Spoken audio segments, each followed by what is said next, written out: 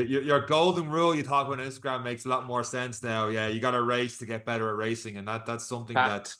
Yeah. needs to be done a lot more. Like you said in that Instagram reel, I think it was that one where you talk about you just in that situation, you just can't replicate that in training, that kind of No. pushing and all the rest. And it No. makes more sense, all the racing stuff you did throughout it.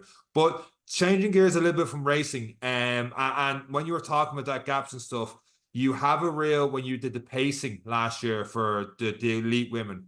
One, at that level, it still had to be petrifying that you were the lead pacer. But you could see during it, one of the reels, like you're literally pointing to the leader and be like, be on this side, be on this side. And you talk about afterwards how halfway through, it was a you on your Garmin, it was a 5:35 mile race or pace or something, and then the actual road race was a 5:39. Talk us through pacing that and then just seeing the times and stuff coming up, like, and how you were feeling doing something like that.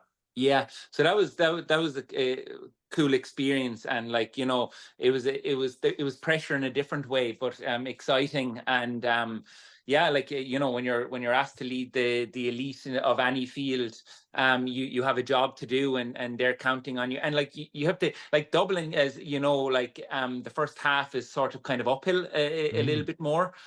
So it's not as if, like, and no marathon, very few marathons, you can just run the exact K each way the whole way. Like, it doesn't work that way. So, you know, you have to know how to read the course, and know that, like, well, like, this is an uphill K, it's going to be slower, so we're not going to be able to hold the pace. If I hold the pace in this, then you're just going to die afterwards, you know. So I'm a big believer in, like, knowing how to read the course, and also, like, I just am a big believer in listening to the watch, because you got to learn to listen to yourself.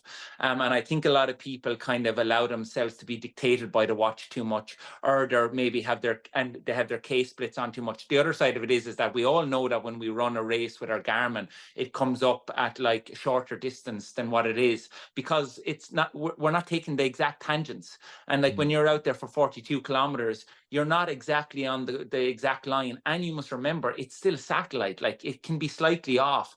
So, like, what I would definitely recommend is you need to be going by, like, the 5K 10K markers on the course. That needs to be your parameters. But yeah, like, it definitely, like, with Dublin, it was a case too of, like, you know, they wanted to go out at course record pace.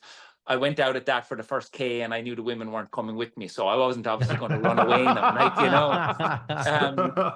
So then I had to kind of, like, do what I could to help them and see. So, you know, you have to listen to them, and you have to read the athletes, and you have to see, like, do they want to go with this? Like, I'm going to stay in the front to, like, be that lead, break the wind for them, keep it honest. But, like, obviously, like, there's no point in me being, you know, 20 meters up the road and nobody with me, because, like, maybe at some point they might want to start clicking into gear a bit more.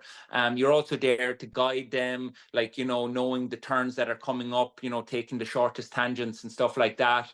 Yeah, it was a really cool event. The atmosphere out there was amazing.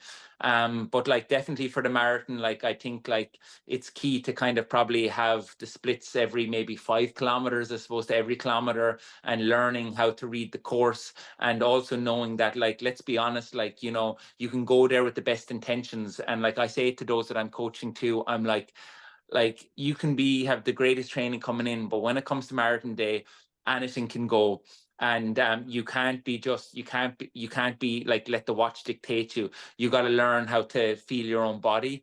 And sometimes, like, you know, the weather could be off today. What about if it's a really wet, windy day? Like, you're not going to get the time you did. So are you going to try and keep forcing it and then completely blow up? You got to make the best of the situation on the day. And I think, like, too often now we're overloaded with technology and information, and we feel we need to have all of this in order to run well. Like, personally, for me, actually, when I run road races and all, like, those half marathon times and that I've done, I don't have splits. I just go out and run. Like, my race is point A to point B, basically start to finish. This is the course today, and I'm racing the race. And if people say, "Oh, but how do you do that?" I was like, Well, if you don't know how, you got to learn. Like, so you got to be able to fail, and then through not necessarily that failing, but that learning, go out the next time and piece it together a bit better and a bit better and a bit better again. Give yourself like a couple of races to get better at learning how to feel yourself, because that's where the true enjoyment in running is.